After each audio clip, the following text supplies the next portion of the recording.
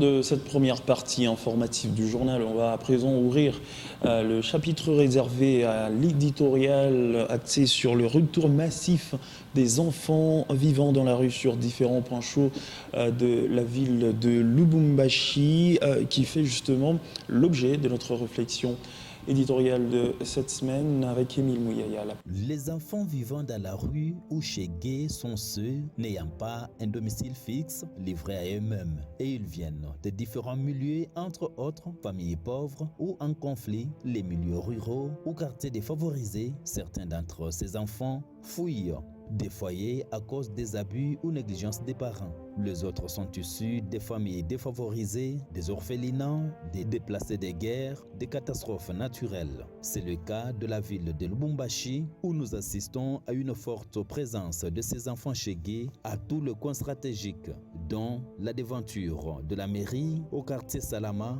zone de Lubumbashi, au Carrefour, mais également sur le boulevard Moussiri, présentant ainsi une menace réelle pour le reste de la population en termes d'extorsion de biens, de passagers, de vols, de viols, agressions physiques, risques sanitaires par manque d'hygiène corporelle. À ces jours, la population de la ville de Lubumbashi vit avec la peur au ventre, d'où l'appel à l'implication totale des autorités urbaines et provinciales pour jouer à la protection sociale en prenant des mesures claires et fortes pour permettre la réinsertion sociale de ces enfants de leur famille. Les parents devraient être consciencieux de la responsabilité qui leur incombe dans l'encadrement des enfants avec amour, dialogue et la bonne éducation. Un rôle qui devrait aussi être complété par les organisations non gouvernementales et les églises dans la sensibilisation et assistance, accompagnement et renforcement des formations,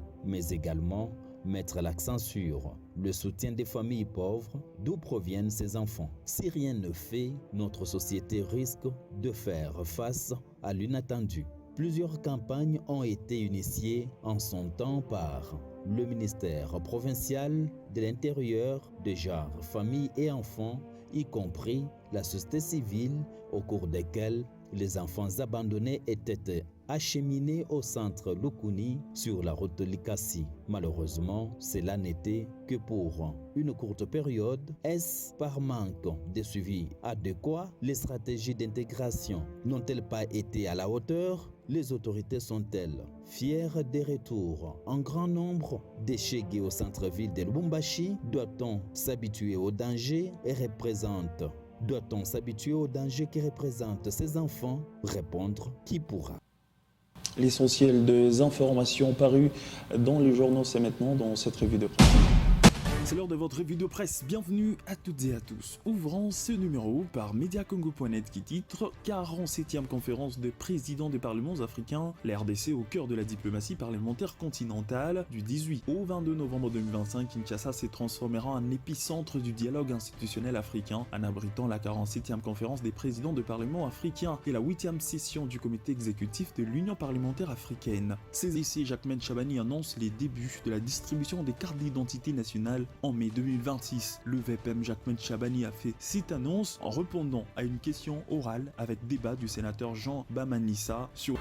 Et c'en est fini pour ce journal. Merci à toutes et à tous d'avoir été au rendez-vous de l'information sur votre télévision et bon dimanche.